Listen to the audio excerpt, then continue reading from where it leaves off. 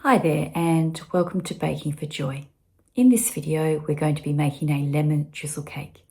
You'll need to set your oven to 180 degrees Celsius to preheat while we get the ingredients together, and you're going to need a loaf tin. The size of the loaf tin will be in the instructions below. If you enjoy this video, please press the like button. Also, please don't forget to hit the subscribe button, and please check out my other baking recipes that are on my YouTube channel. If you're ready, let's bake.